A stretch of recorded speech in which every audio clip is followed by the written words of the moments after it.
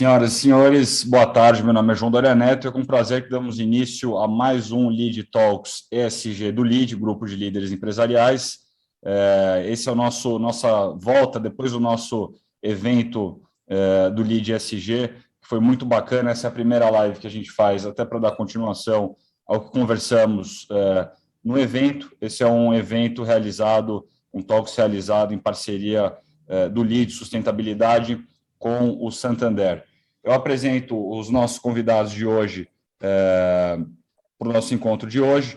Nosso sempre ministro Luiz Fernando Furlan, chairman do LEAD, a Carolina Lerch, head de sustentabilidade do Santander Brasil, a Valéria Michel, diretora de sustentabilidade da Tetra Pak, da Tetra Brasil, para o Brasil e Cone Sul, o André De Angelo, presidente da Acciona, e o Antônio Lacerda, vice-presidente sênior da BASF América do Sul, e também o nosso comandante aqui, maestro do nosso encontro, Matthew Gouvier, diretor de sustentabilidade da Accenture na América Latina. Eu lembro que o tema de hoje é o olhar à frente, mudanças climáticas como questão empresarial. Então, temos aqui empresas que estão olhando à frente, estão implementando em suas empresas práticas que devem ser compartilhadas, sempre tentando ajudar outras empresas, como a de vocês que nos assistem, a facilitar essa entrada no mundo ESG e nas práticas ESG. Eu quero rapidamente agradecer as empresas que apoiam a nossa plataforma ESG, essa plataforma que realizou tantos encontros ao longo desse ano: Accenture, Acciona, AWS, Ambipar, BASF, Cosan, Grupo Carrefour Brasil, JBS, Santander, Tereos, Tetra Pak, TIM e Uzi Minas. Eu lembro aqui a vocês que estão nos acompanhando virtualmente para mandarem suas perguntas, aproveitem para interagir na caixa que tem embaixo do player para vocês mandarem a sua mensagem, sua pergunta, sugestão, comentário. Mande para a gente que nós estamos recebendo aqui. O Matthew vai poder passar essas perguntas no nosso bloco de debate. Rapidamente, de novo, antes de passar ao Furlan para sua saudação, nós teremos a exposição dos nossos três convidados, cada um falará até 10 minutinhos de exposição, e na sequência a gente vai para o nosso bloco de debate, terminando por volta das 19h15 no limite. Dito isso, eu passo a palavra para sua saudação, Luiz Fernando Furlan, chairman do LEAD. Furlan, boa tarde, esse tema que você gosta tanto, a palavra é sua.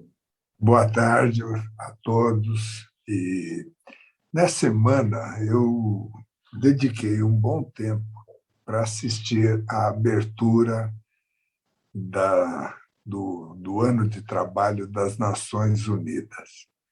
E o longo discurso do secretário-geral, Guterres, né, português, me impressionou muito, porque ele falou muito sobre o nosso tema. Ele poderia até ser convidado para o nosso grupo e para falar, afinal de contas, ele fala português, além de espanhol, francês, inglês e outras línguas. E também o presidente dessa reunião, que é, se não me engano, lá da ilha que você gosta, Johnny, Maldivas, né? Que vai desaparecer com o aquecimento do mar, que vai cobrir tudo lá, ele também falou sobre os nossos temas. E aí a decepção veio quando o subsequente falou, bom, eu não vou comentar aí, mas esses dois iniciais foram muito bons. E principalmente o Guterres, porque ele mostrou uma indignação legítima e uma preocupação extrema de que não dá mais tempo para cuidar dessas questões, principalmente do meio ambiente e sociais, né?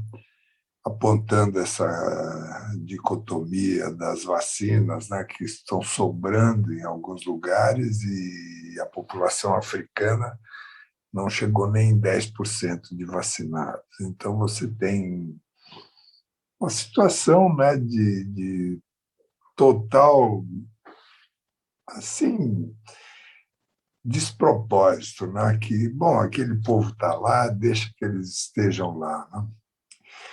Principalmente falando da questão ambiental, porque isso está afetando todo mundo. Se falou das enchentes na Europa, dos incêndios, né? E até ele mesmo reconheceu que a ONU já não é mais aquela. Quer dizer, não, a capacidade da ONU em termos de governança não tem mais esse poder, essa capacidade de arrebatar todo mundo, né? Então, quem não assistiu, valeria a pena ouvir, principalmente a mensagem do secretário-geral, porque ela encaixa perfeitamente nas preocupações e no trabalho que o nosso grupo ESG está realizando. Eu, como sempre, estou aqui como aluno e vou aprender das apresentações no debate de hoje. Bem-vindos. Obrigado, Furlan. Agora, para falar aqui, fazer sua saudação em nome do Comitê Curador do LEAD ESG, eu queria convidar a Carolina Lerch, Head de Sustentabilidade do Banco Santander Brasil. O Santander, super parceiro aqui, nós acompanhamos, todos acompanham o empenho também, não só, obviamente, das empresas aqui presentes, Bácio, Acciona e Tetra, mas o Santander sempre presente nesses temas, e o Santander, através da Carol e da Patrícia Aldi, sempre nos apoiando na curadoria dos nossos encontros aqui, o que a gente pode trazer de valor para vocês, empresários e líderes, de conteúdo para a gente se estar dentro do ESG. Então, Carol, te dou as boas-vindas aqui e passo a palavra para a sua saudação. Bom, boa noite a todos. Obrigada, Johnny. Boa noite, André, boa noite, Lacerda, boa noite, Valéria, boa noite, Furlan. Esse tema é um tema de mercado, né? O nosso tema de mudanças climáticas dentro do ESG é cada vez mais um tema de mercado, né? Um tema de competitividade, sem dúvida nenhuma. Hoje a gente vai falar sobre a importância disso no nível empresarial. Então, nós somos empresas aqui que temos nos dedicado, sim, né, a entender cada vez mais os impactos, né, positivos e todos os desafios que a gente tem pela frente no tema de ESG. Mas também eu queria chamar a atenção nessa noite para um ponto de que esse tema de mudanças climáticas nas nossas organizações é um tema de pessoas também, né? É um tema de cidadãos, é um tema de cada um dos nossos funcionários, dos nossos fornecedores. Então, eu queria só deixar um pouco desse espírito aqui, Johnny, também, para a gente poder raciocinar, porque a gente sempre pensa aqui muito no CNPJ, mas como é que a gente também leva isso para a pessoa física e dentro dessa esfera de influência que a gente tem aqui dentro dos nossos negócios. Então, vou achar muito legal aqui ver o debate, né, dos três aqui. São empresas que vêm fazendo grandes coisas, né, nesse tema. Então, eu desejo um ótimo evento a todos e que a gente consiga raciocinar, então, também nesse ponto individual, no nível das pessoas aqui, nosso tema. Obrigada. Obrigado, Carol. Bom, vamos dar início aqui. Eu vou passar, então, ao Matthew Gouvier, da Accenture. O Matthew tem mediado nossos encontros aqui brilhantemente. Matthew, está com você. Se você quiser fazer uma provocação inicial, uma saudação antes de passar a nossa primeira expositora, Valéria, fica com você a bola. Bem-vindo e boa noite. Boa tarde. Boa tarde, Johnny. Muito obrigado. É um prazer estar aqui mais uma vez, ajudando aqui na moderação de mais um evento LEAD. Esse tema de mudanças climáticas é absolutamente chave para nós, especialmente aí nos próximos 2 meses. A gente estava chegando próximo aqui da COP26 em Glasgow, onde esse tema vai ser, o tema de emissões e de mudanças climáticas vai ser tema central aqui nosso. Acho que um de nós está com o microfone aberto aqui, se puder desligar, agradeço. A gente tem, obviamente, será discutido aqui na COP26 todos os assuntos pertinentes aqui aos acordos globais, Acordo de Paris, para a gente tentar atingir as metas de manter o aumento de temperaturas a 1,5 graus, ou no máximo 2 graus em relação ao que era em tempos pré-industriais. Para a gente conseguir atingir isso, será necessário nós todos contribuirmos como negócio, como indivíduos, na redução das nossas emissões, né? Então, daí a importância das metas de reduções. E cada um de nós aqui nas nossas empresas certamente está enfrentando esse desafio e cada um de nós impondo, ajudando a impor metas dentro das nossas próprias organizações. A Accenture, por exemplo, tem as suas próprias também metas, a principal delas sendo de reduzir a emissão de gases de efeito estufa em 65% até 2025, comparado à base de 2016. Então, nós estamos caminhando para isso com uma meta de usar 100% de energia renovável até 2023 em todos os nossos escritórios. Então, é um grande desafio e cada um de nós vai estar falando um pouquinho sobre o que nossas empresas estão fazendo para isso. E, na sequência, vamos abrir para um debate um pouco mais aberto sobre o tema e sobre tendências e o que a gente enxerga da evolução desse tema no mercado como um todo. Então, vou passar aqui a palavra para a Valéria Michel, da Tetra Brasil, para falar um pouquinho sobre o que está sendo feito lá e a visão dela do assunto. Valéria. Obrigada, Matthew. Boa tarde a todos, um prazer mais uma vez estar aqui no Lead Talks. A Tetra Pak acho que todos conhecem, porque quem não tem uma caixinha de leite ou de suco ou de creme de leite em casa. Agora, o que talvez nem todos vocês saibam é que a Tetra Pak, além de fornecer embalagens longa-vida, nós também trabalhamos com o fornecimento dos equipamentos que vão colocar o alimento dentro dessa caixinha e os equipamentos que vão processar esse alimento também antes dele ir lá para dentro da caixinha. E por que isso é importante nessa discussão aqui de hoje? Porque a Tetra Pak se comprometeu em proteger os alimentos, as pessoas e o planeta. E dentro desse nosso compromisso de proteger o planeta, nós definimos uma meta climática de zerar as nossas emissões em todas as nossas fábricas no mundo até 2030. E depois, até 2050, zerar essas emissões em toda a nossa cadeia de valor. E quando eu estou falando de toda a nossa cadeia de valor, estou falando dos nossos fornecedores, dos nossos clientes e do pós-consumo. Então, é um desafio bem agressivo. E é disso que eu vou falar um pouco para vocês aqui hoje. Então, ter essa meta, ter esse objetivo de zerar as emissões requer um planejamento, requer monitoramento, requer acompanhamento de dados em toda essa cadeia.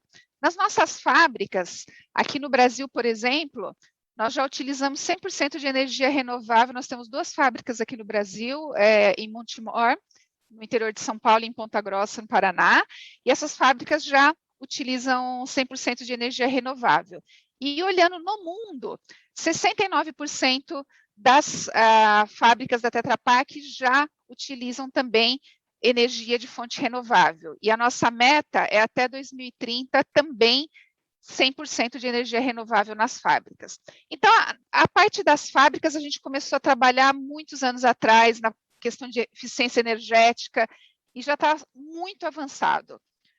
Mas, então, a gente acredita que essa meta de 2030, de zerar essas emissões nas nossas fábricas, ela já está bem endereçada, bem encaminhada. Agora, na cadeia, a gente tem uma grande lição de casa ainda a ser feita, e essa lição de casa não depende só da Tetra Pak. A gente precisa trabalhar muito junto com, por exemplo, os nossos fornecedores. Para isso, nós temos planos de trabalho de melhoras em processos produtivos, melhoras de sistemas para justamente garantir o acompanhamento desses dados nos fornecedores. Nos nossos clientes, quando eu falei, a Tetra Pak também produz os equipamentos. Então, nós temos que trabalhar, e trabalhamos já há muitos anos, com Design for Environment, ou seja, uma nova embalagem, um novo equipamento, ele tem que ser melhor em termos de consumo de energia, de água, do que as versões anteriores. Isso a gente já vem fazendo, Mas, além disso, agora a gente precisa que os nossos clientes, que as operações dos nossos clientes também sejam eficientes do ponto de vista energético. Então, esse é um trabalho que a gente vem fazendo. E um outro elo dessa cadeia é a reciclagem pós-consumo. Então, quanto mais embalagens pós-consumos nós reciclarmos, menor vão ser as emissões, menos embalagens vão parar nos aterros ou no local inadequado. Então, há mais de 20 anos, a Tetra Pak vem trabalhando no desenvolvimento de uma cadeia recicladora para as embalagens longa-vida. E isso começou desde desenvolver tecnologias para essa reciclagem, desenvolver a conexão dessa indústria recicladora com a cadeia recicladora, e foi aí que nós acabamos conhecendo muito de perto também a realidade das cooperativas de catadores, dos catadores autônomos, dos comércios.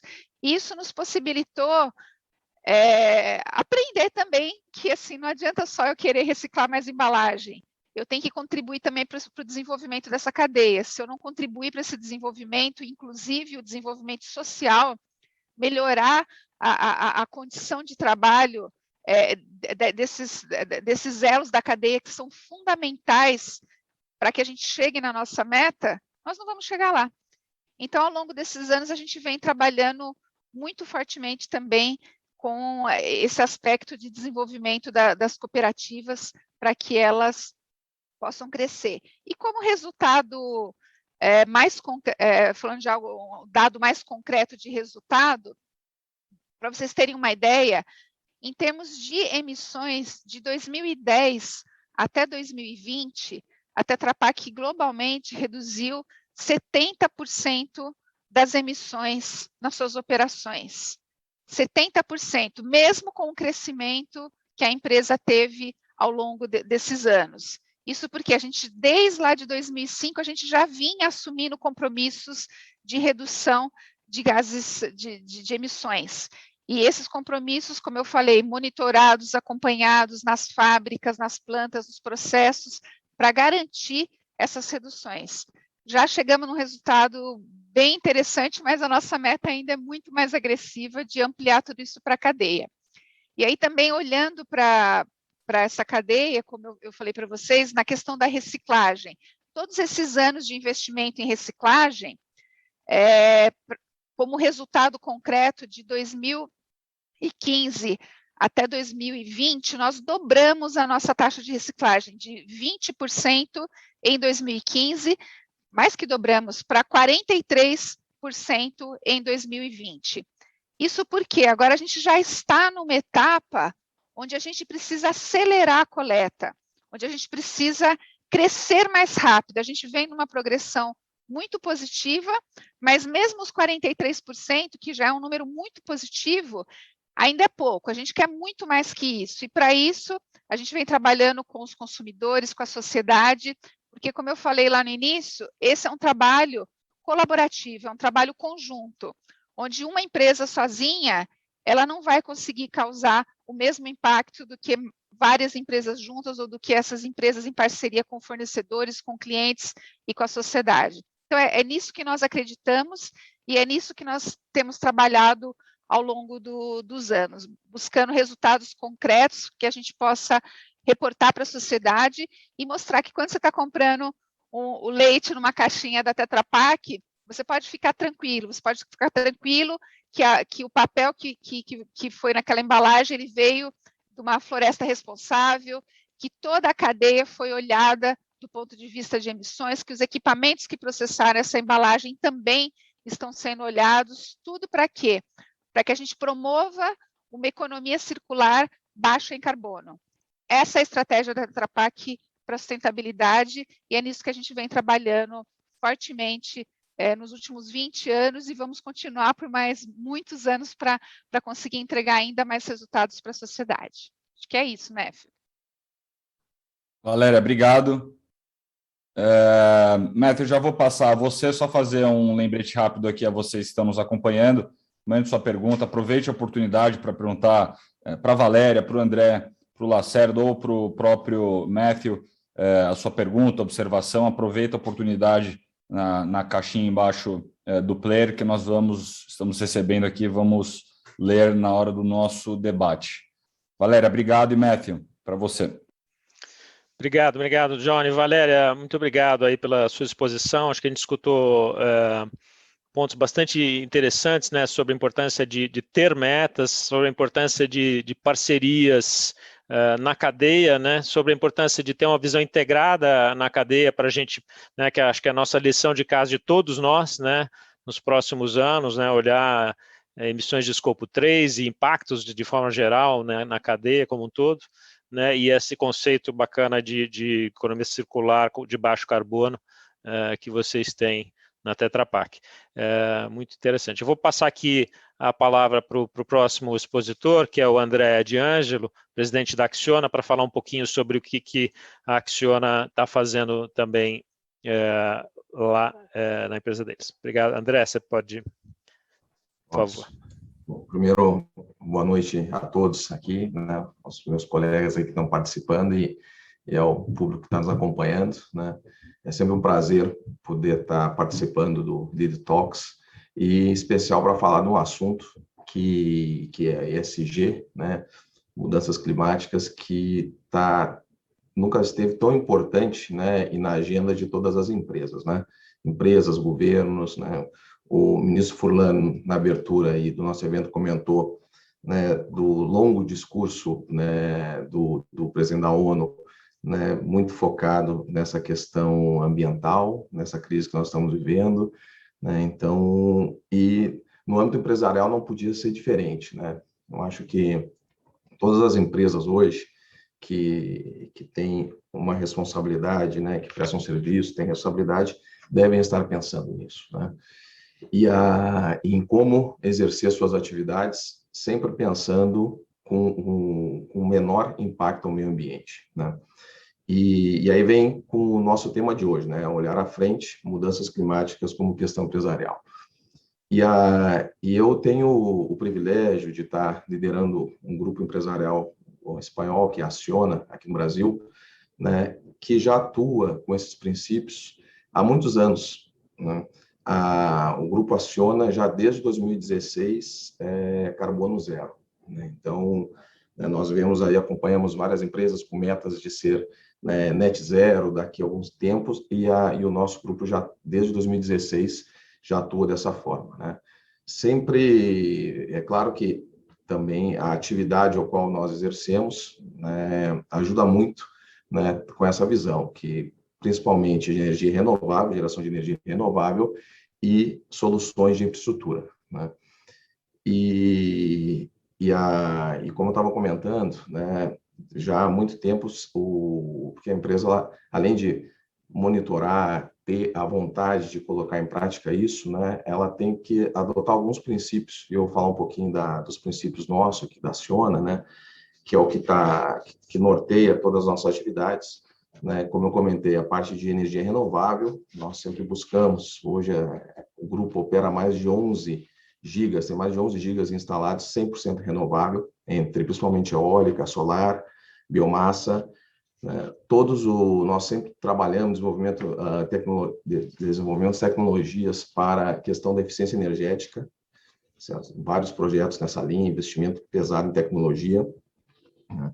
Sempre buscou, como eu comentei, a neutralidade em carbono em suas atividades, né? E tanto que hoje, né, mais de 85% do nosso resultado, do EBITDA, provém de atividades neutras de carbono. Então, isso é um número bastante expressivo, né, para um grupo empresarial do tamanho da Acciona, né? Existe foi comentado, né, agora há pouco ali pela Valéria, a questão do gerenciamento, né, dos riscos e oportunidades. Isso é feito, né, com bastante rigor, né?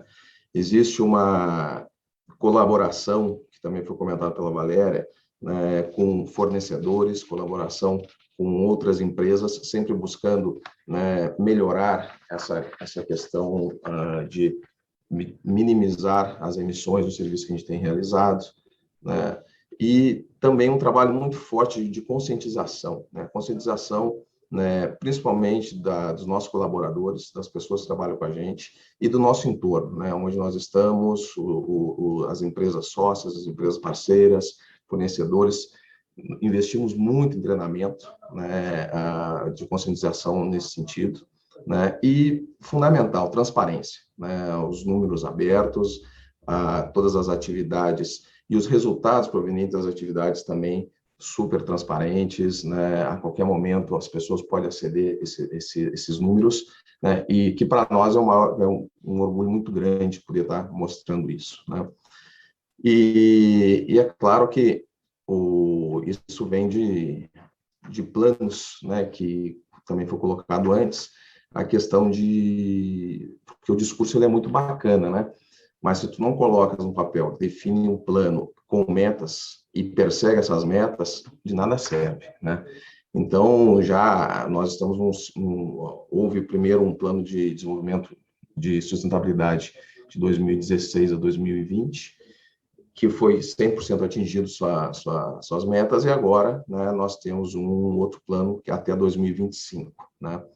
E esse plano ele tem 4 pilares muito fortes, né, que é onde a gente centra todas as nossas atenções, que um deles é pessoas, né, pessoas no centro, planeta positivo, né, nós estamos falando de liderança exponencial também e de integração para transformar, né. Desses 4 pilares, eu vou comentar um pouquinho do que toca o nosso assunto aqui, que é o planeta positivo, né, que é onde a gente trabalha com a questão do clima, certo? Nós entendemos que poder liderar, né, ações, né, no meio empresarial, aonde a questão da preservação do meio ambiente ela passa a ser fundamental, para nós é muito importante, né? A questão da biodiversidade também é fundamental nesse processo. Foi comentado também pela Valéria aqui a questão da circularidade, certo? Quer dizer, o desperdício zero, né, redução de resíduos e aqueles resíduos que ainda estiverem, ter uma destinação correta, né? E não podia deixar de também, se a gente está falando de planeta positivo, a questão da água, né? Então, sempre, né, aonde existem problemas de água, levar soluções para poder ter uma eficiência melhor para esse produto que hoje é cada vez mais importante, né? Para vocês terem uma ideia do que a gente está tendo de meta, né, nessa questão, nós estamos falando de investimento de mais de 90% do nosso CAPEX de investimento, né, ele tem que ser necessariamente, né, em atividades, em projetos, né, dentro das normas da taxonomia europeia. A gente está falando aí de emissões zero de carbono, né, nós estamos falando de atividades que quando a gente coloca 90% do CAPEX, vocês podem ter certeza que tem que ter muita determinação para conseguir atingir. Isso está colocado para o nosso plano até 2025, né? Nós estamos colocando o uso de 100% de energia renovável em todos os nossos projetos, nos locais onde é possível adquirir energia renovável. Depois vou comentar um pouquinho do nosso grande projeto aqui em São Paulo, que eu acho que é importante também o que está sendo feito para isso, né? Nós estamos falando aqui de dobrar o consumo, né, de recursos renováveis e reciclados, certo? Porque isso também é uma das coisas que ajuda. Aí eu faço um link para a cadeia de fornecedores, né, e de produtores, quer dizer, você tem que desenvolver eles também para isso, né? E agora, uma das coisas que eu acho que faz sentido eu comentar aqui também isso que eu estava comentando, isso é um plano global da Acciona, né? E agora eu vou falar um pouquinho do metrô da linha 6 de São Paulo, que é um projeto que está aqui ao alcance de todos, quem vive em São Paulo, né, conhece, é um projeto que está sendo executado nesse momento, né? E nós também colocamos dentro do nosso plano de sustentabilidade, nós fizemos um desdobramento para o projeto, e onde existem 4 grandes ações, né? Uma das ações é o empoderamento feminino, outra é a formação profissional, né? Outra é a logística de emissão zero e a última é a inovação, certo? Com o objetivo de poder estar sempre melhorando o entorno de onde o projeto vai passar, né? Vou falar um pouquinho da logística emissão zero, certo? Que tem a ver com a questão do clima que nós estamos falando aqui, né? Isso é um projeto que nós falamos da última milha, last mile, né? Onde nós queremos desenvolver uma atividade de delivery, de entregas com motos elétricas, né, que possa atender a última milha de uma determinada região, uma região menos favorecida, onde vai estar passando o metrô, né? Então, isso vai gerar mais de 100 empregos, né, e muito treinamento ao redor também, somente para essa questão da logística e emissão zero, né? Então, são motos elétricas que vão ter zero emissões. Uma outra ação que tem a ver também é a questão da inovação, que é a quarta ação que eu comentei, que tem a ver com o projeto, né, onde nós vamos estar aí investindo em 15 startups, certo? Através de convênios com universidades, porque tanto que a nossa concessionária chama concessionária de universidade, justamente porque a linha 6 ela passa por várias universidades.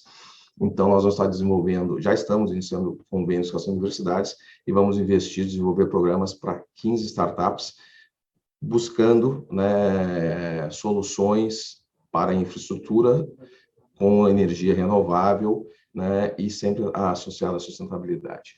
Então, tentei trazer aqui para vocês exemplos, né, na prática, tentando seguir o que o Johnny comentou no início, né, quer dizer, poder mostrar, né, o que está se fazendo, né, e volto a dizer, é muito bom poder trazer essas experiências que a gente tem feito ao longo do tempo e ao longo dos locais onde a gente tem passado, tá bom? Obrigado, André. Sempre importante, todo mundo ganha quando a gente escuta os exemplos de empresas desse porte, principalmente. Esse compartilhamento de iniciativas e conhecimento é sempre muito propositivo, né? Então, dito isso, Matthew, sem informações aqui, então volto para você, para a gente dar sequência. Legal, Johnny. Obrigado, André. Bastante interessante aqui a tua exposição, em particular, bom, as coisas mais, né, bacanas de se ver repetidas de novo, a importância de metas e ambiciosas. O que eu achei bastante interessante aqui, o tema sobre desenvolvimento, inovação e tecnologia, onde vocês buscam aí carbono neutro na origem, né? Quer dizer, os projetos têm que sair na origem, no nascimento, já com o conceito de carbono zero, que acho que é bastante bacana. Então, acho que podemos passar para a próxima apresentação, que vai ser do Antônio Lacerda. O Antônio Lacerda é vice-presidente sênior da BASF América do Sul. Vou passar a palavra aqui. Lacerda, por favor. Matthew, boa noite a todos e todas. Se vocês não se importarem, eu já vou direto ao assunto. Sintam-se todos cumprimentados e que espero que estejam todos muito bem, todos e todas. Olha, eu sempre começo falando desse assunto, dizendo que dentro de qualquer empresa, de qualquer organização, a gente precisa ter um esforço de letramento sobre esse tema e os temas que são atuais, né? Para que os nossos colaboradores, fornecedores e até clientes, eles entendam do que se trata o tema. Então, quando a gente fala de ESG, é importante que a gente que gaste um tempo, invista um tempo com os nossos colaboradores, clientes e fornecedores para explicar o que isso significa na prática. E isso tem dado um resultado tremendo. Eu sou líder de inovação da Câmara Brasil-Alemanha e tive uma experiência que sem nenhum slide, nós tivemos 350 pessoas durante 2 horas respondendo, e nós respondendo perguntas sobre hidrogênio verde, das mais básicas às mais complexas. E não tinha um slide, mas é interessante que as pessoas puderam expor as suas dúvidas e a gente, na medida do possível, pôde esclarecê-las. E interessante que agora a gente fala de futuro, antes a gente não colocava o ser humano muito nessa equação, a gente pensava em máquinas, automação, tecnologia, e agora mais e mais, a gente está se colocando nesse futuro. E dentro desse contexto, essa questão do aquecimento global, do carbon footprint, da pegada de carbono, isso vem com uma força ainda maior, muito maior, aliás. A BASF, eu não vou gastar um tempo aqui falando da BASF, uma empresa alemã, química, e estabelecida em todos os continentes, uma base química muito forte, e nós temos como lema, como objetivo, criar a química para um futuro sustentável. E não é fácil. Nós temos o objetivo de Net Zero 2050, extremamente ambicioso no nosso caso. A gente está em linha com o Green Deal, que é o acordo que tem na Europa, e a gente está trabalhando muito para estabelecer o que a gente chama de Energy Balance, Mass Balance, nas nossas operações, para realmente ter uma métrica. A gente tem que ter uma métrica para realmente ter um resultado efetivo.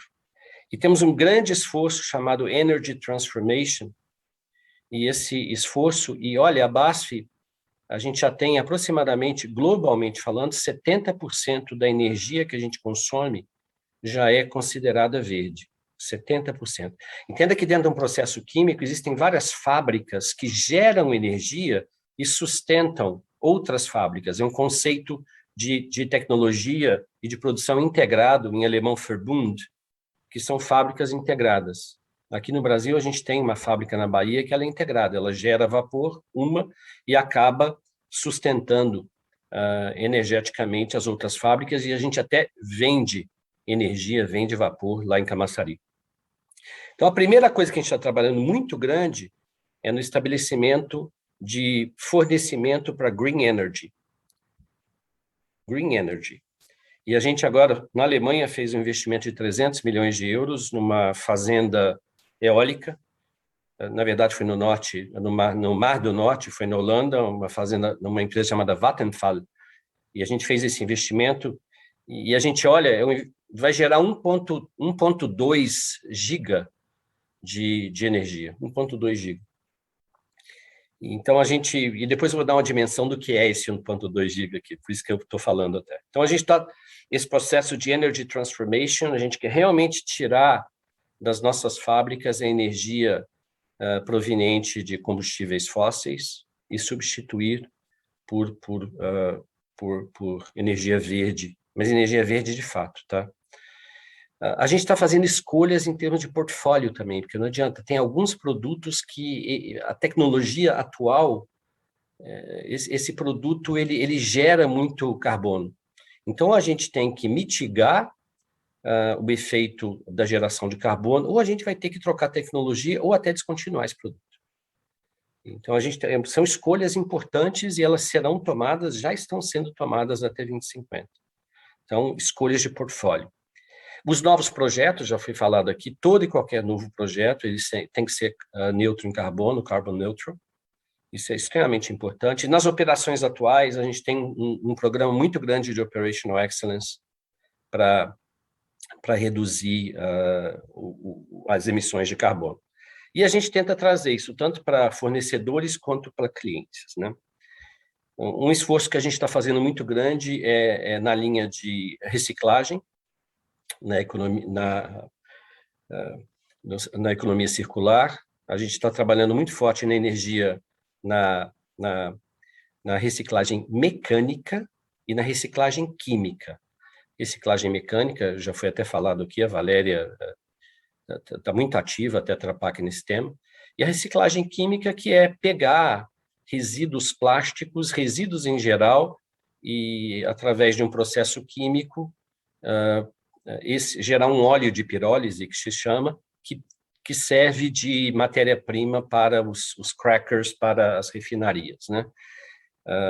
E ele tem que ter um balanço de massa positivo também, porque não adianta você querer utilizar um resíduo que vem, geralmente, resíduo plástico, e você querer utilizar e você gastar mais energia nesse processo de conversão do que propriamente na reciclagem mecânica, que seria a concorrente aí nesse caso. A gente está trabalhando muito no hidrogênio verde, a gente está entendendo como a gente se encaixa nessa equação. A tecnologia ainda tem que avançar bastante. Hoje, por exemplo, o Brasil tem um grande potencial de produzir hidrogênio verde, só que o mercado que hoje poderia comprar é a Europa, e para a gente mandar esse hidrogênio verde, por enquanto é na forma de amônia, e a gente tem que fazer um processo de liquefação, que gera energia, e a gente tem que colocar esse produto a menos 33 graus para mandar ele para a Europa. ou para mandar para os Estados Unidos. Então, existem navios de amônia, existem terminais de amônia, não existem terminais de hidrogênio em forma representativa, não existem navios de hidrogênio de forma representativa. Mas o Brasil tem um grande potencial de exportar hidrogênio verde, mas a tecnologia tem que acompanhar. E a energia eólica é aquela que a gente está agora fazendo dentro desse tema de Energy Transformation. O Brasil saiu de 1 giga em 2010 para 20 giga em 2020, para 31 giga em 2024, e tem mais 80 gigas contratados nos próximos 10 anos. Então, vocês vejam que o avanço da energia eólica, que representa aproximadamente 15% da matriz energética brasileira, ele é substancial, é importante, e a gente quer ter acesso a essa energia. A gente quer.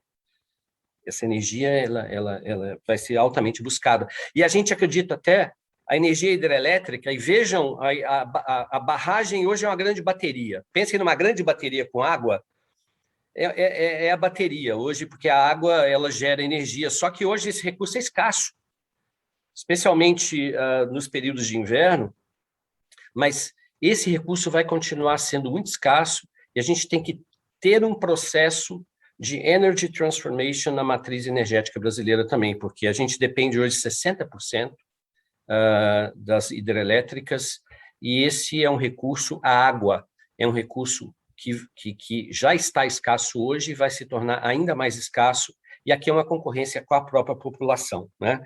Então, a gente está atacando esse tema de diferentes frentes, é um tema apaixonante, tem muitos desafios de tecnologia, especialmente quando você fala de hidrogênio verde, que vão ser tratados, mas a BASF está tomando isso muito em sério, e muito a sério, falando espanhol aqui, muito a sério, e a gente tem, dentro desses a gente chama de gap analysis, análise dos gaps, Matthew, me ajuda aqui. Análise dos gaps. A gente lacunas. Das lacunas, obrigado. A gente tem as lacunas, e a gente quantificou as lacunas, e a gente tem um plano de como chegar nesse net zero 2050, e vai ser um grande desafio. O nosso objetivo não é fazer green bashing, a gente quer realmente entregar esse objetivo e fazer com que a gente tenha uma contribuição positiva para a sociedade, para nós mesmos, né? Para nós mesmos. E muita coisa sendo feita, é mais fácil falar do que fazer, tá? E custa dinheiro, custa esforço, e, só para finalizar, a gente está fazendo escolhas. Eu falei de escolhas importantes aqui, da gente descontinuar algumas linhas de produtos, porque elas não são eco-friendly, elas não ajudam em nada. Então, olha bem a que ponto a gente está chegando para discutir e para alcançar as nossas metas. É um compromisso muito forte. Então, desculpe se eu me alonguei um pouco, mas esse tema é apaixonante, viu? Lacerda, obrigado. Realmente, seu último comentário realmente mostra o comprometimento. Enfim, excelente a exposição dos 3 expositores aqui. Enquanto a gente vai recebendo as perguntas aqui, recebemos poucas por enquanto, mas isso permite esses próximos 20 minutinhos. Acho que o Matthew tem alguns comentários com certeza a fazer, Furlan provavelmente algumas perguntas, e aqui a gente vai batendo esse papo, trocando essa ideia aqui nesse bloco de debate. Matthew, você. Obrigado, Johnny, e acho que excelente essa terceira exposição aqui. Obrigado, Lacerda, aqui acho que complementou alguns pontos, né, sobre essa importância do letramento. Acho que você trouxe também temas da transição energética, da importância da energia verde, falando sobre hidrogênio, por exemplo, e falando sobre também a importância aí de que você não gaste mais, né, energia para resolver o problema do que o problema que você está tentando resolver, o que eu acho que é absolutamente um conceito de economia circular e que é absolutamente chave. O que eu gostaria de começar aqui colocando para o painel, que acho que é um tema que a gente talvez cobriu menos, mas acho que vale a pena, certamente cada um terá comentários a respeito, falar sobre a ponta da cadeia aqui, que é sobre o consumidor, né? a gente tem uma série de dados mostrando que o consumidor está cada vez mais consciente da importância de consumir produtos verdes, né? Então, existem aí estudos falando que 60% dos clientes preferem produtos ecológicos, né? E a gente percebe também cada vez mais o consumidor mais bem informado sobre o que está dentro do produto e como que a cadeia está impactando aquele produto que ele consome. Eu não sei, talvez, Valéria, se você pudesse começar esse comentário sobre o consumidor, como é que você está enxergando isso, se você acha de fato isso é um fator forte hoje no mercado, e como é que você vê isso evoluindo no tempo também? Com certeza, é fundamental, e até no nosso caso, uma vez, hoje, por exemplo, sendo um exemplo bem prático para vocês, né?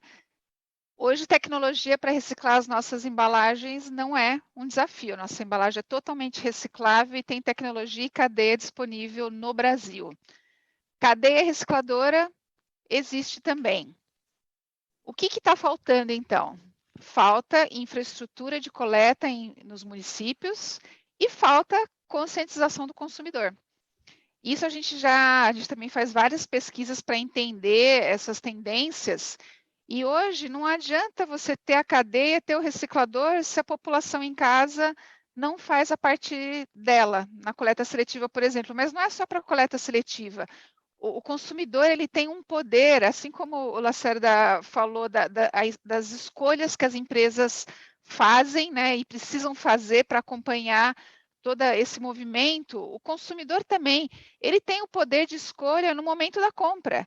Ele pode ir lá e optar por um produto que utiliza uma matéria-prima de fonte renovável. Ele pode ir lá e optar por um produto que seja reciclável, né? Essas escolhas estão todas na mão do consumidor. Só que ele ainda está num processo cultural de aprender sobre esse poder que ele tem, porque ele pode movimentar toda essa cadeia. Se o consumidor falar, não, eu não vou comprar, por exemplo, leite em caixinha, você pode ir lá e comprar o nosso que é certificado FSC, ou você pode comprar numa outra embalagem que não tem certificação. O que é a certificação FSC? Garante que aquele papel que foi utilizado na caixinha veio de uma floresta gerenciada de uma maneira responsável. Isso não custa nada para o consumidor. É só uma escolha dele de olhar para a embalagem, ler a embalagem e fazer uma escolha correta do ponto de vista de sustentabilidade. O mesmo para uma embalagem que utiliza, por exemplo, como a nossa, polietileno de cana-de-açúcar, né, que está dando privilégio a uma matéria-prima de origem renovável.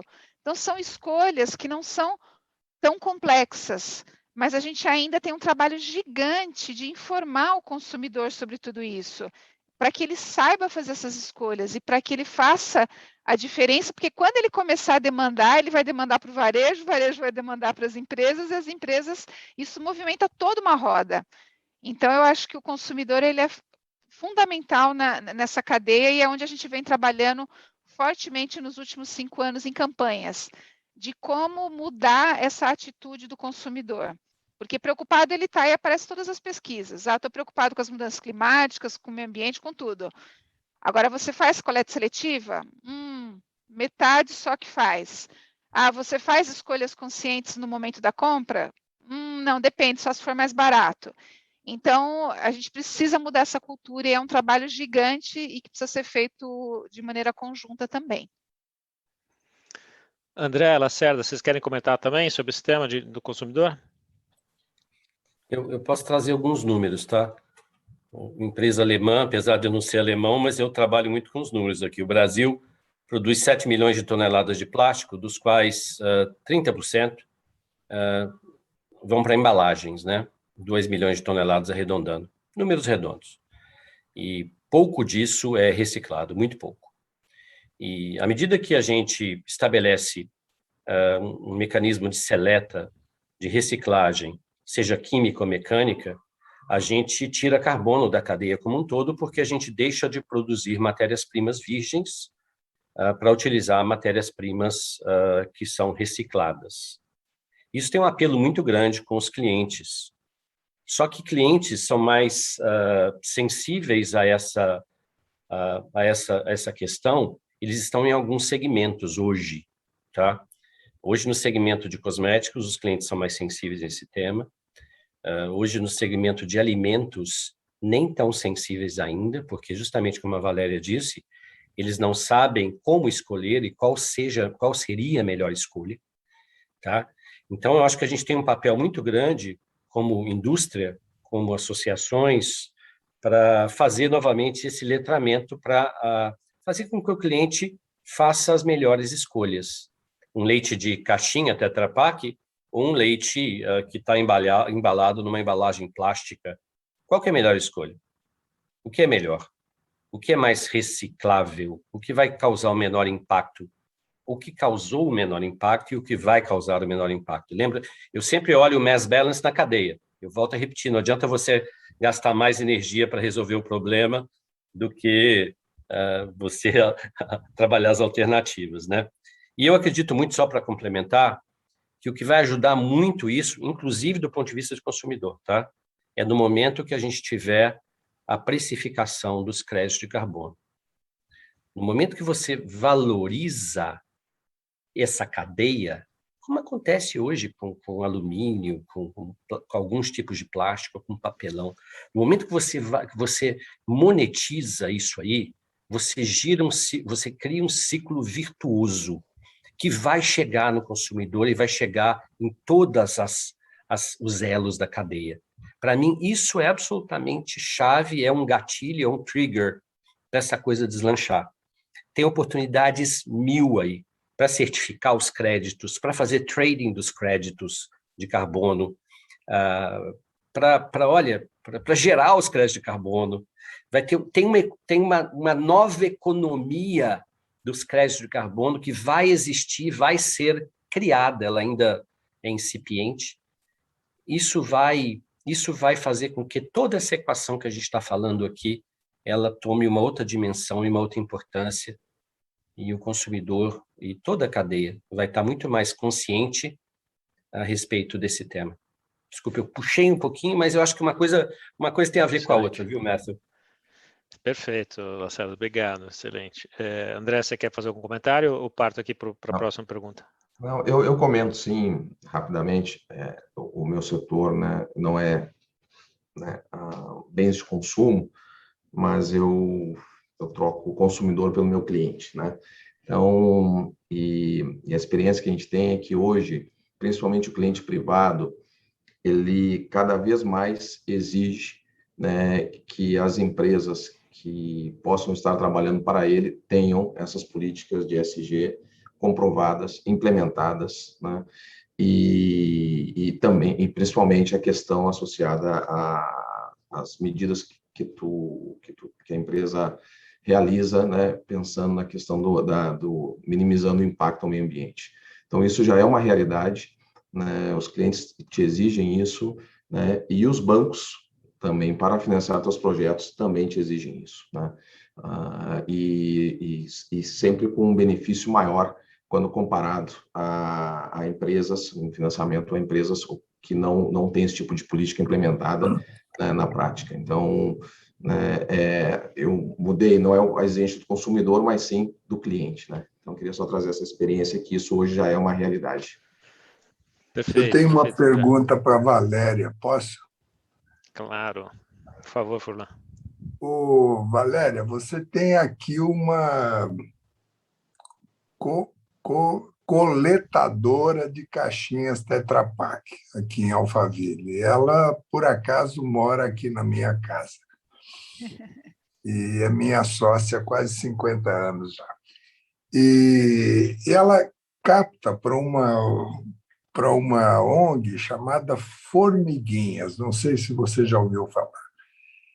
E eu sei que todo dia de manhã, aqui na porta de casa, aparecia um monte de caixinhas, né? E Ana fazia isso com prazer. Aí, há uns dias atrás, ela falou, não posso mais fazer. Eu falei, por quê? Porque a ONG Formiguinhas diz que eles não têm condição de processar as caixinhas, que eles estavam fazendo uma espécie de... Não é bem... Como é que chama? Uma manta, né? a manta para os moradores de rua, eles estavam fazendo, não é? Então, eu pus aqui, quando você começou a falar disso, eu chamei minha mulher aqui, ela ficou escutando e falou, olha, pergunta como é que dá para ajudar as formiguinhas, porque ela parou de coletar da vizinhança porque não tinha mais, elas não tinham mais como processar. Esse projeto eu conheço das formiguinhas e existem outros similares, porque justamente por a embalagem ter o plástico e o alumínio, essas mantas acabam trazendo um conforto térmico interessante, né, para essas moradias de baixa renda lá no sul do país, que é frio também, então tem um benefício social bem interessante.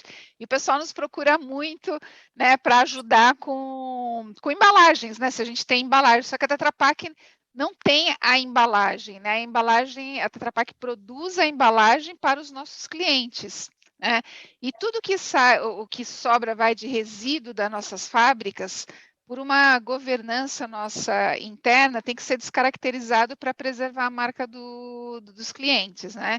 Então, infelizmente, a Tetra Pak diretamente não consegue apoiar esse tipo de iniciativa. Então, o que acontece realmente é o pessoal fazer a coleta via associações de bairro, igrejas, para poder fazer esse trabalho mais artesanal, né? E é dessa forma que esses projetos têm caminhado. Daí eu só não entendi por que ela não consegue processar por falta de caixinha, é isso? Não, não. E tem excesso de caixinhas e alguma coisa falta lá que ela não consegue, não sei se é recurso, se é máquina, eu não entendo bem o processo. Caixinha tem muito. Aqui onde eu moro, em Alphaville, todo mundo fica feliz de fazer dispor dessas caixinhas, né? E nós aqui coletávamos e levávamos lá. E eles pediram para parar porque eles não estão conseguindo, não têm equipamento para processar. Como você falou que vocês se interessam por isso, de ajudar, eles são, né, um dos vetores que vai te ajudar a subir dos 43. Não, com certeza, Fulano. A gente tem um e-mail para atender todas essas demandas mais específicas. Como no caso não está nem pedindo caixinha, talvez seja algum outro tipo de apoio, a gente precisa entender, mas ela pode entrar em contato com a gente pelo falecom.meioambiente@tetrapak.com. Depois eu posso te passar o contato direitinho, aí a gente conversa e vê a melhor forma de ajudar, porque tem várias iniciativas assim, são sensacionais, porque eu acho que elas trazem esse benefício social, além da questão da reciclagem. Olhando para o nosso panorama, né? Só para vocês terem ideia, em termos de toneladas, no ano passado, nós reciclamos 80 mil toneladas de embalagem Tetra Pak pós-consumo.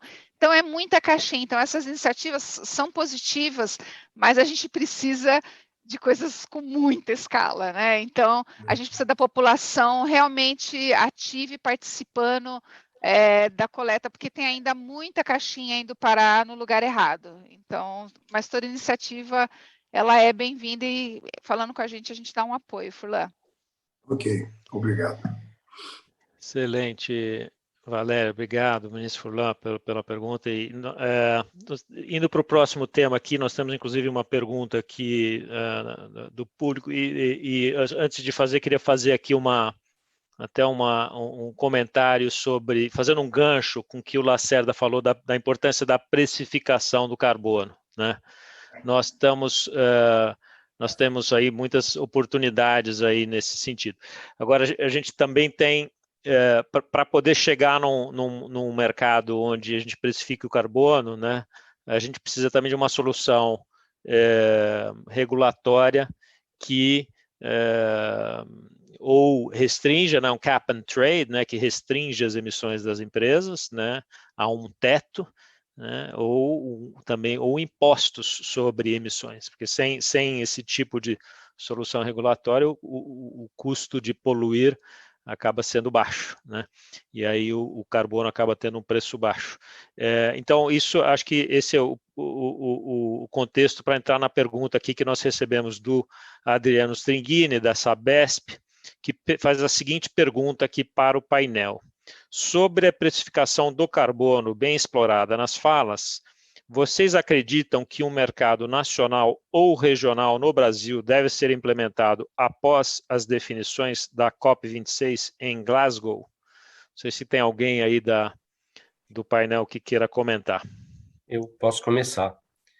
Eu tenho uma opinião minha, acho que todos estamos aprendendo sobre esse tema.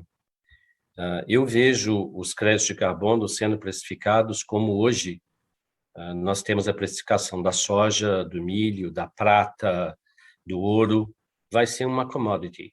Isso eu não acredito, eu pessoalmente, numa precificação ou numa política regional e até de país de carbono. Isso vai ser um mercado global e autorregulado. Eu não vejo. O que eu reitero o que eu disse antes, é muito importante a certificação desses créditos de carbono, seja por blockchain, e tem várias empresas trabalhando nisso, inclusive nós da BASF, junto com outras empresas. Isso não é um projeto só da BASF, sempre tem que ser em ecossistema, porque a gente tem que trazer credibilidade para esse mercado de carbono. Lembra que o Brasil já tentou, faz alguns anos, 8, 10 anos, tomar a dianteira desse mercado de precificação de carbono. Justamente a coisa não arrancou porque não tinha rastreabilidade, não tinha certificação. Isso tem que ser muito seriamente levado muito seriamente. E agora a gente tem a tecnologia que é capaz de trazer conforto e compliance para as empresas que tem a ver com blockchain.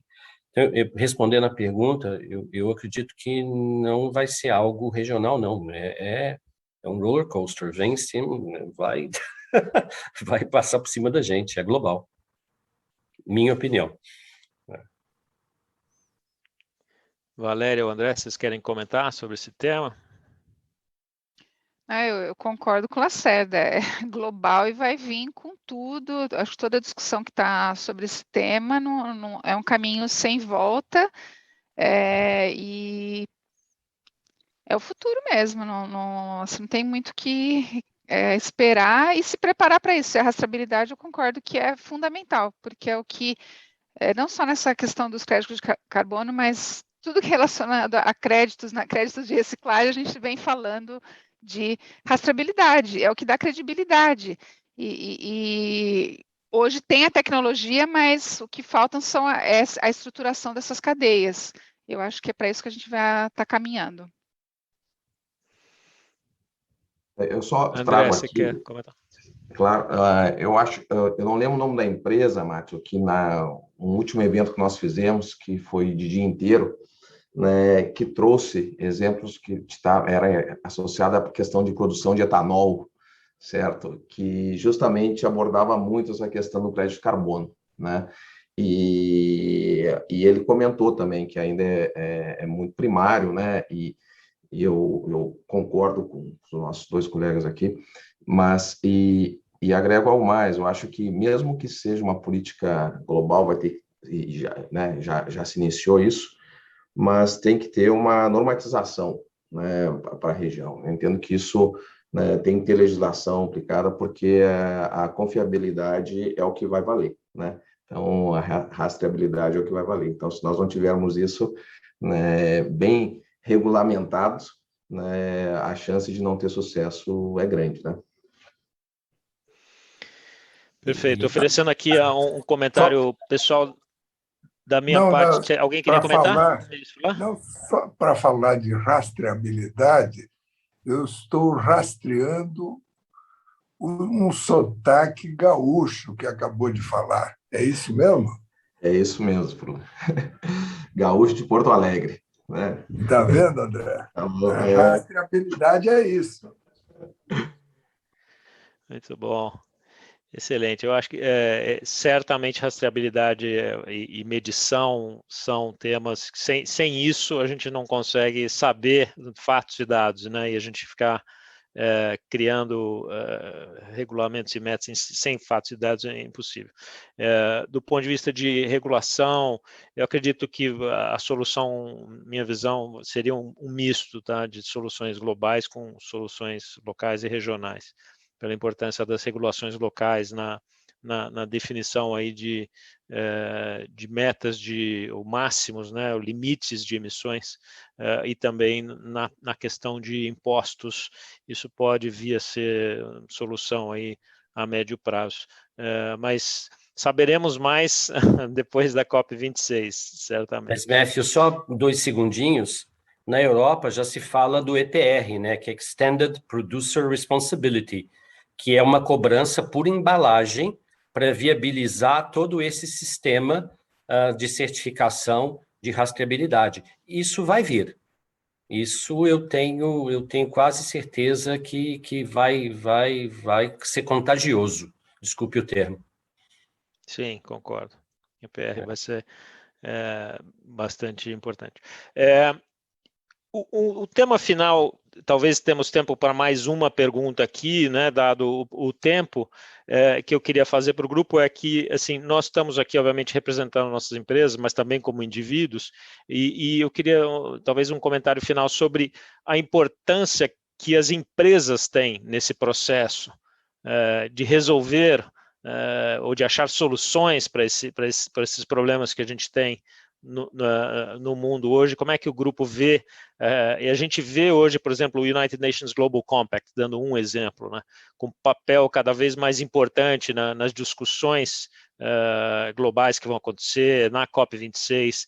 Quer dizer, hoje as empresas são uma parte importantíssima no que vai ser necessário para um change, né, para uma mudança que o mundo vai ter que fazer.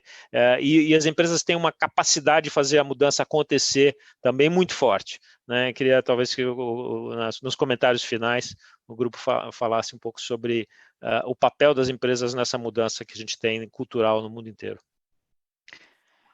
Matthew, eu posso começar dizendo que é fundamental. Grande parte dos movimentos, eles estão vindo de empresas multinacionais que, até por força da legislação, né? Muito da legislação europeia, do que mudou, acabou impulsionando essas mudanças, e o que eu percebo é que, às vezes, aqui ainda no Brasil, as empresas locais, poucas são aquelas que entenderam qual que é a sua responsabilidade nesse tema. Né? Você não precisa ser grande para você dar a sua contribuição, você não precisa ser grande para ter uma política de ESG ou para fazer a sua parte. Mas a gente ainda está num processo de amadurecimento sobre qual que é a minha contribuição para isso. Agora, que as empresas têm um papel fundamental, com certeza tem.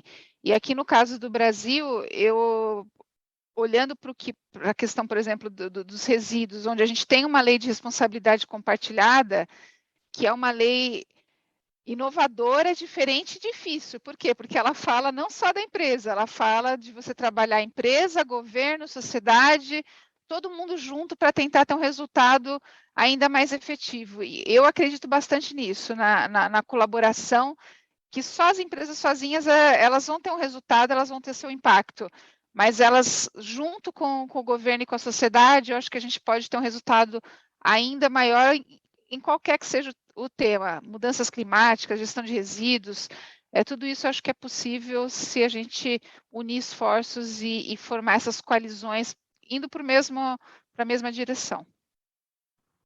Eu só queria complementar, Valéria, muito bem colocado. Nós somos agentes de mudança. Pelo menos do nosso ponto de vista, isso não vale somente para este tema, para muitos outros temas. Nós não somos e não queremos ser o espelho da sociedade, porque a sociedade ela ainda não está neste nível de discussão. A gente tem que estar muito acima e procurar trazer os nossos colaboradores, os nossos clientes, os nossos fornecedores para um outro patamar. Aí a gente faz uma mudança que é uma mudança estrutural na sociedade. Esse é o que a gente prima aqui na BASF, para realmente tentar, e demora, a gente sabe, mas tem que ter um começo, para que realmente esse papel de agentes de transformação agentes de mudança, ele tem um efeito prático na sociedade. E a gente está investindo nisso. Isso não é retórica, não. Isso é fato. A gente faz isso e em várias outras áreas também. Nosso papel é fundamental. Muito bom, excelente. André? Sim. Bom, para não ser repetitivo, né, eu acho que complementando um pouco só, já foi colocado aí pelo Lacerda e pela Valéria, né, e trazendo para a prática, né, eu acho que resume um pouco de tudo que foi falado aqui, de todas as empresas, né, que o nosso papel ele é muito importante e começa a atuar de dentro para fora, né, quer dizer, tu tem que conscientizar os teus colaboradores, conscientizar a equipe, né, da importância desse assunto, né, e no nosso caso, né, como nós trabalhamos, né, em projetos de infraestrutura, em regiões, em comunidades, nós também sempre tratamos de envolver essas pessoas, essas comunidades que estão no entorno dos nossos projetos, né, envolver com ações de treinamento, de conscientização, né, programas sociais, programas, né, de orientação ambiental, e isso tem dado muito resultado, né, principalmente naquelas regiões onde são menos favorecidas, né, então, onde necessita um pouco mais de conscientização, né, com a questão do tratamento da água, a questão do lixo, certo? Então, isso a gente tem feito na prática, tem dado bastante resultado, e é o papel que a gente pode fazer, né? E que a gente faz com muito prazer. Excelente, André, muito obrigado. Acho que chegamos aqui ao final do prazo. Acho que a gente escutou muita coisa interessante sobre metas, a importância de metas, de planos para a gente chegar ao net zero como empresas e como comunidade, vamos dizer, empresarial, não só como empresas individuais e como indivíduos também. Escutamos bastante sobre a importância de tecnologia e inovação para encontrar soluções que realmente enderecem o problema, e não a gente ficar falando, obviamente, só metas não resolvem, a gente precisa achar as soluções que nos permitam atingir essas metas, né? Então, a importância gigante de tecnologia e inovação, acho que todos os 3 palestrantes falaram bastante de tecnologia, de inovação, de coisas que estão sendo feitas, de investimentos que estão sendo feitos, então acho que isso é bastante interessante também, e assim, acho que o destaque que eu diria, que eu colocaria aqui, até usando as palavras da Valéria e que valem para todos nós, que temos lição de casa e todos nós aí, e usando as palavras também do Lacerda, estamos todos aprendendo também nesse assunto, temos muito aí pela frente aqui para a gente avançar e achar mais soluções para nos tornarmos net zero e para reduzir aqui os riscos relacionados a mudanças climáticas aí. Johnny, acredito que é isso, chegamos no final do horário aqui, te devolvo aqui a palavra. Obrigado, Matthew. Bom, vou passar antes ao Furlan para ele fazer talvez seu comentário final, seu adeus final aqui, e já encerro o nosso encontro de hoje. Olha, eu gostei muito. Algumas coisas me intrigaram, como essa questão do hidrogênio verde. Eu, como engenheiro químico, fiquei aqui pensando, né, como é que resolve esse nó de armazenagem e transporte, de ir da produção até a demanda, né? E fiquei imaginando quais tecnologias que terão que aparecer para isso, né? Mas certamente a necessidade é a maior motivação que tem sempre. E eu espero que tudo aquilo que foi aprendido hoje possa frutificar através desses bons exemplos aqui apresentados. Muito obrigado a todos. Obrigado, Furlan.